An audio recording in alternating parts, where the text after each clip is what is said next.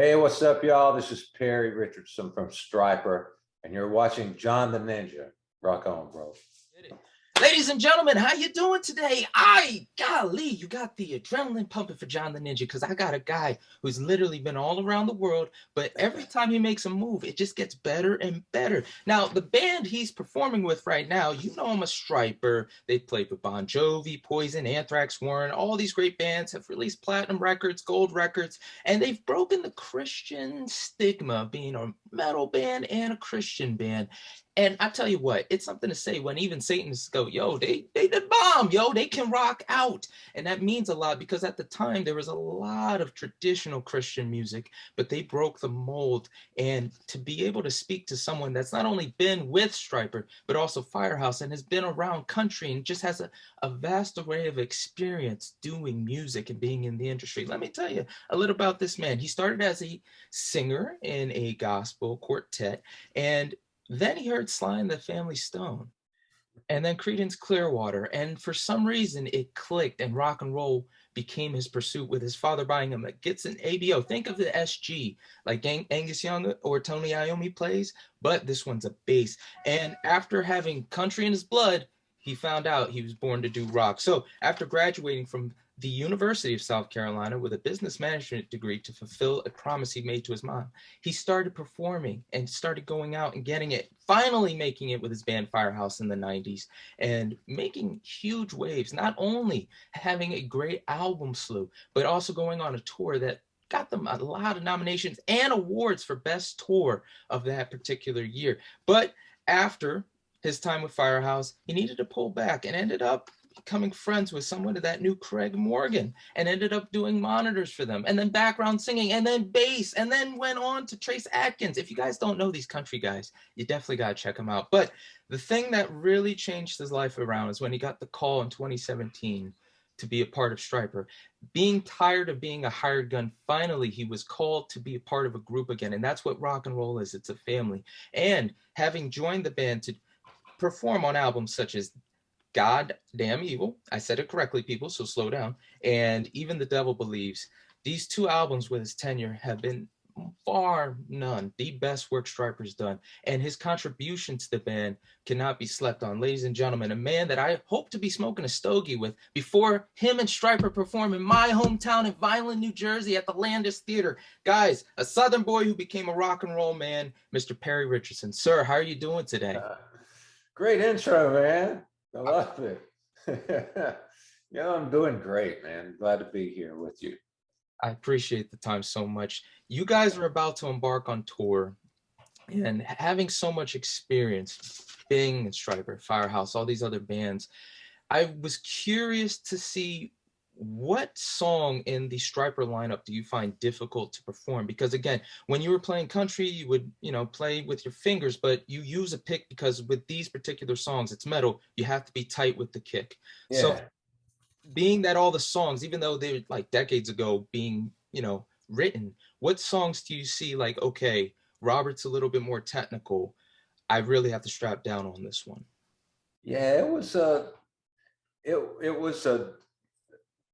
different feel for me, because it wasn't like Firehouse is more straight ahead groove kind of thing, and this is a little more involved, and it took me a while to get into it, and but it feels really natural now. So I don't know, I don't think of any particular song. Maybe Divider is a little tough to play and sing at the same time, kind of one of those offbeat things where you're doing this weird lick, but it all comes pretty natural now, and it's all feeling good. I mean, it's been a long time since we played, right? So I've been in it practicing for the last couple of weeks, trying to brush up on the new set, and boy, I forgot a lot of this stuff. So we're hitting Nashville in a few days, and we're going to start rehearsing. We'll rehearse for a few days before we head out on the road, so we'll get it tight by then. Yeah.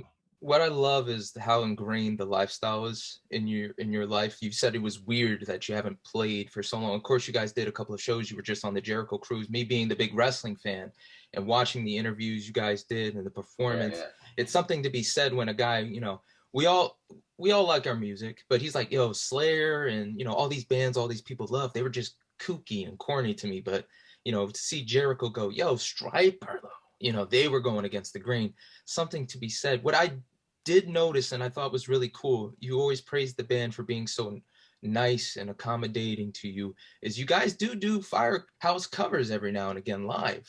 And I was, Yeah, we did All She Wrote on the last tour we did. That was fun. was that Michael's idea or was that? Yeah, it was Michael. I didn't want to do that. That was all Michael. So yeah, we had a good time with it.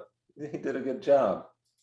Again, I want to reiterate how exceptional the band has been to you. You know, again, down south, it is a hired gun feel. You're promoting yourself. I was curious to what you bring to the band because it was Soldiers, your first song you guys played together, and they just smiled, grinned, and grinned. It's like, yo, I think we got him. They'd even audition the other guy, but you constantly praise them for how good they've been to you, how the musicianship is. What is it about you feel that you brought to the table where they went, we can't play without him. He makes us better. Boy, I don't know. I find it hard to talk about stuff like that, but I guess I think I have a good attitude. Try to stay positive all the time and try to keep a smile on my face no matter what's going on. And it's kind of infectious, especially on stage. I mean, everybody's been commenting about, wow, he looks like he's having a great time.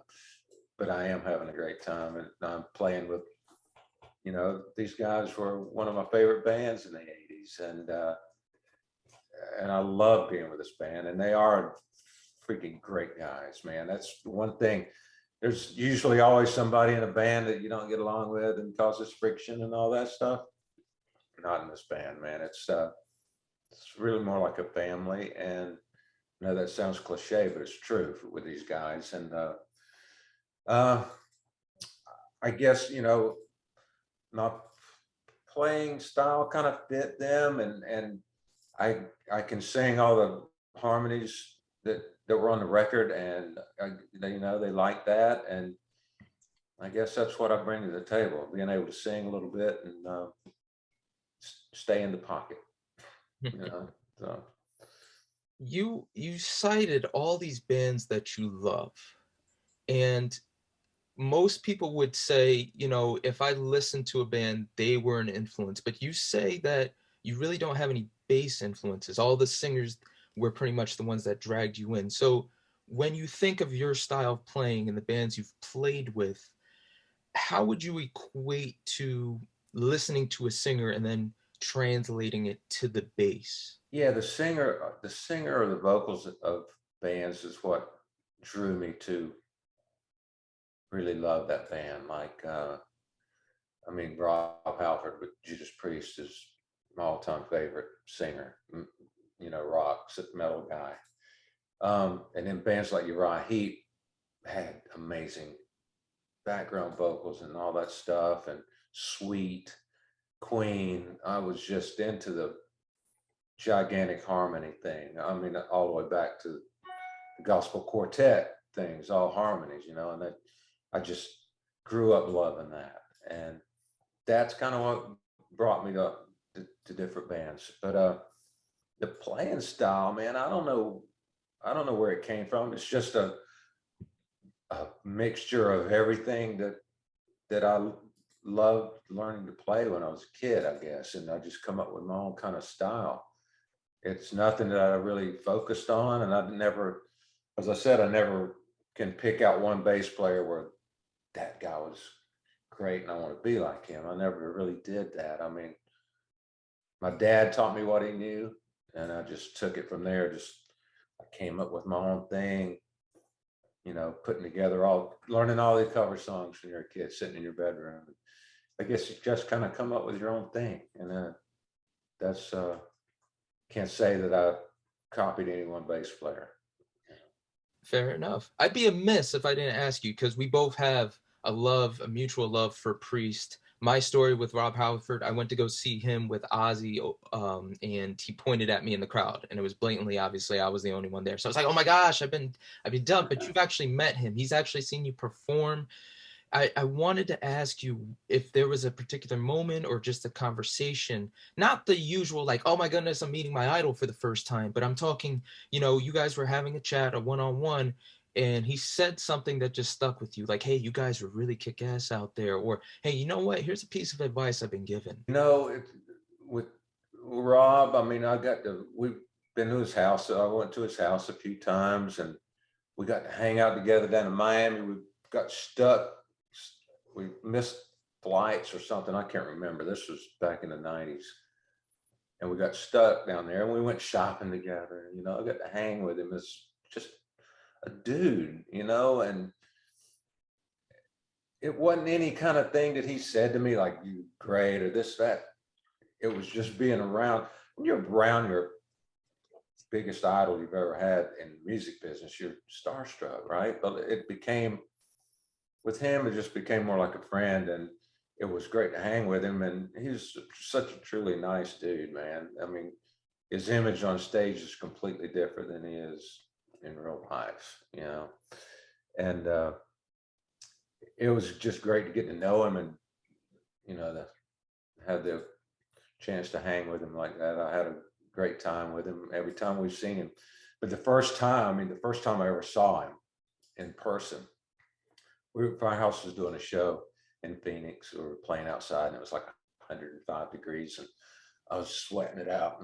And I looked over, and he's over on the side of the stage with his arms up on the side, feels like this, watching the band, and I almost fainted, man. It was like Rob Halford standing there watching us. And ever since then, we got to know each other after that. So it was it's been great, great times getting to meet people like that, and hang out with people you grew up loving when you're a kid. That was just awesome. And that's so validating. I just, when people compliment me doing what I do a lot, but when it's an idol or somebody you grew up watching, it means the world. So I have an idea. Again, I didn't get whipped by him or talk to him. I only had he pointed. He was like, yes, you. I was like, yay! But I can sympathize with that. I have to ask you, and it's not the typical question, but for me, growing up, I was raised in a Christian atheistic household. Went to Christian school, and Stryper was a band I avoided. Listening to them, it just reminded me of the kooky, very need God music. And now that I'm adult, I've been to different shows. 100%, I can say, like, now the music is more aggressive towards the style I want to hear. The music is much more grunge. It might still have the same lyrics and message, but it's definitely changed over time. When you deal with these I want to say, just these overzealous Christians, or have you dealt with these overzealous Christians? Because again, we already know Satan's, have proclaimed we love this band, but you're dealing with people that are afraid to expand. Have you ever been attacked while you guys were out on stage? How did you deal? Because a question that was posed to me by my friend was, he wondered if you had to be Christian to even be in Stryper, because they're one of those guys. It's like, listen, anytime, any place, we'll play with you. We don't care.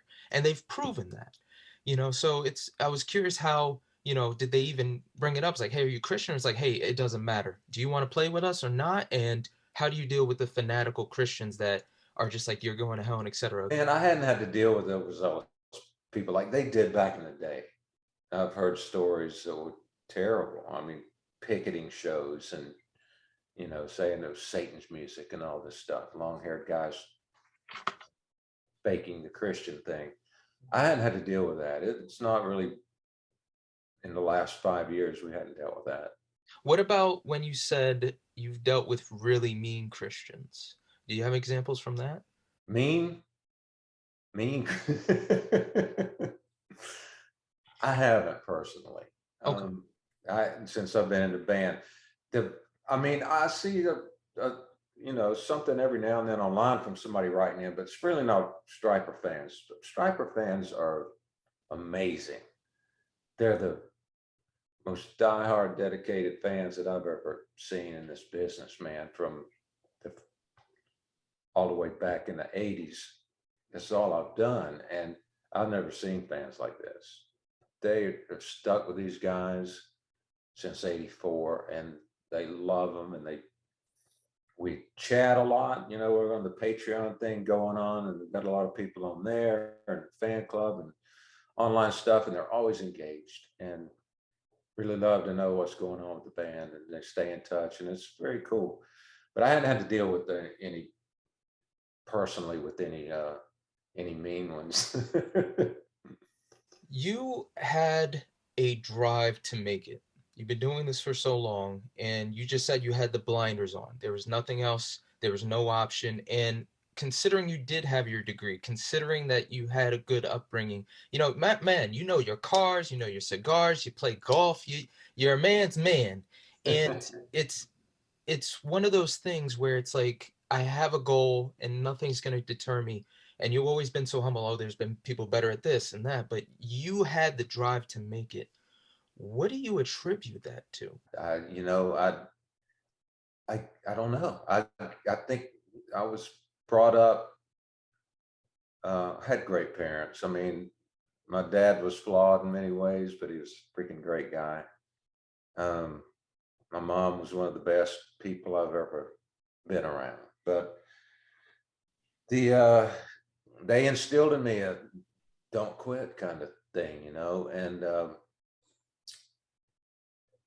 that's what I've always, you know, if I set my mind to do something, I think I'd do it. And that's what I wanted to be, was a musician and do this for a living. And that's what I've always said. I mean, the only difference between me and everybody else I met when I was first starting out in this, that everybody else kind of give up, and I wouldn't.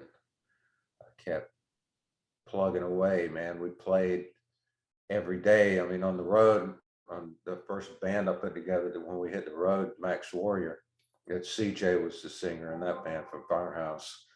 So we've been together since 1980. And we played every night for 7 years with not making, you know, we started out making $20 a week a piece. We never made over $120 a week, you know, all the way through to 1987. It didn't matter. Mm-hmm. You can't, I wasn't in it for the money anyway. It was what I wanted to do. And you have to, a lot of people wouldn't put up with that, man, for that long. And, you know, I had a degree. I know I could go off and get a pretty decent paying job, and it's not what I wanted. I knew what I wanted, and I stuck to my guns. So here we are. Worked out beautifully. So the last question I have for you, what's the best piece of advice that comes to mind readily that someone's given you? Could have been funny. It's like, hey man, don't buy the tour bus, rent it, or something serious. It's like, bro, you have to be open to everything. What's something someone told you that you went, I have to keep this? Well, it'd have to be don't give up on your dream.